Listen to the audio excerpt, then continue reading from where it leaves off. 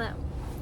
Thank you so much for joining me. I have been wanting to make another YouTube video for a few weeks now, and I have been having just like a really hard time finding time and space to do it. So this is me just committing to doing it, and you guys are joining me in my vehicle outside of a children's activity, because not only am I a full-time artist, but I am a full-time mother as well. So I thought that I could jump in and talk to you about a few things today. So I posted this reel on Instagram today, and it was 5 things I wish that basically all new artists knew.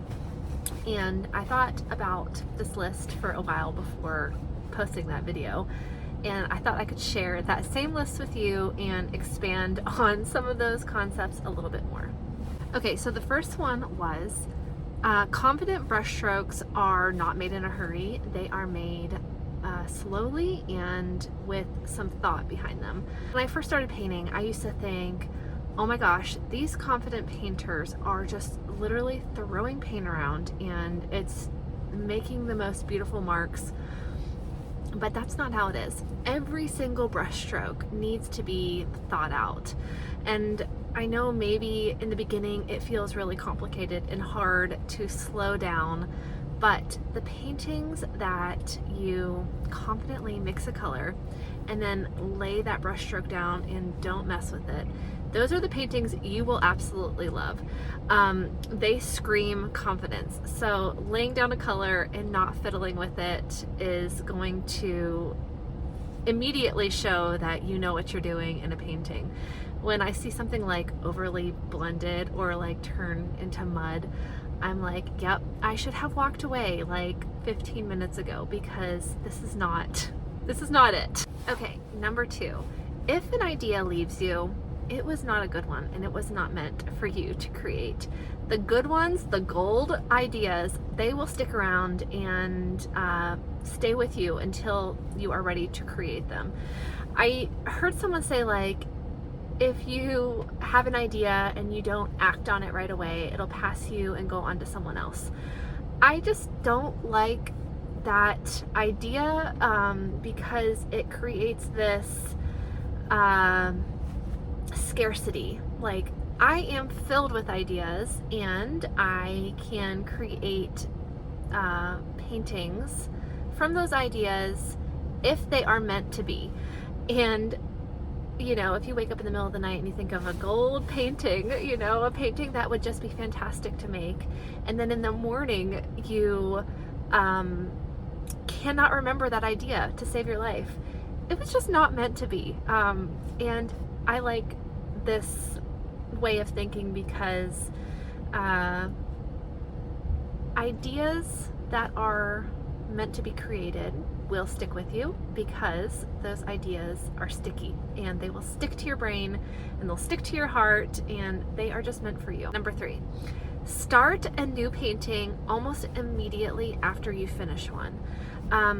Momentum is what creates prolific painters. I think a lot of people think, okay, I have to take a break, refresh. No, I don't believe that's the case. I think you should immediately jump into the next painting. And if you aren't sure of what to paint next, at least be prepping a canvas in hopes that you will have an idea come to you. Momentum is literally the most important thing as a creative. If you kind of start pushing your creative practices off, not painting because, you know, you'd rather look at your phone or sit in front of the, you know, do whatever besides pursuing your creative interests, you will just slowly fade away from doing the work. And so this is what I do.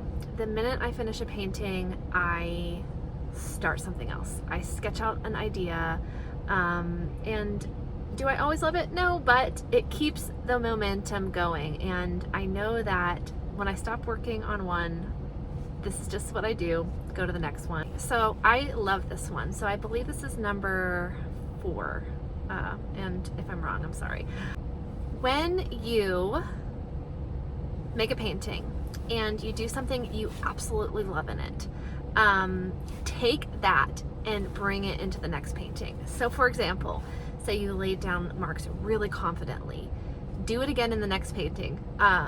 Be conscious of things you love and bring it into the next work. For example, when I learned how to make this type of cloud that I absolutely fell in love with, I worked it into my next painting.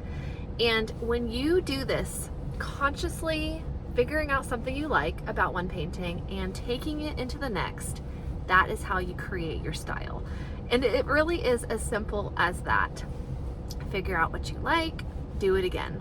I really like adding like these kind of blushed pink cheeks to animals and people, and I just do it again. And now it's just kind of like, well, that's just how Abby paints an animal. She gives them a little bit of pink on their cheeks.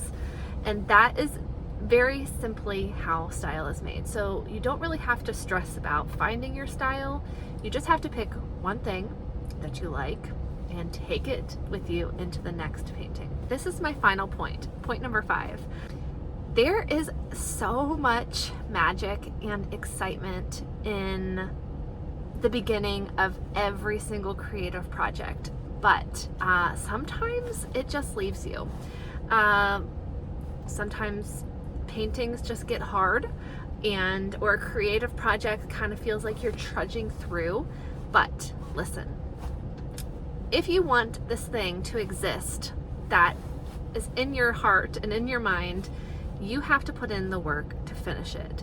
No one else will bring it to life except for you. So you basically just have to get through it.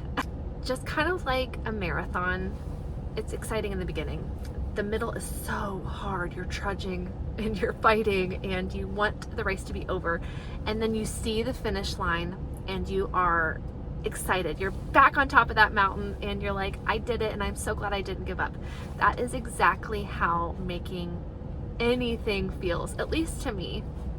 And so you have to just remind yourself, if I want this thing to exist, I have to bring it to life. And I am always so proud of myself after I have put in the work. But that magic, it's to start. It is to make you sit down and start making the work.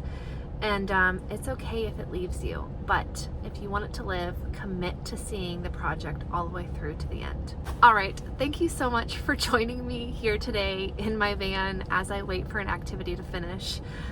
Today I did some painting. I made this cute little rabbit. Maybe I'll pop some photos in here. And it's like this little ink, blue ink rabbit sleeping. It's very cute.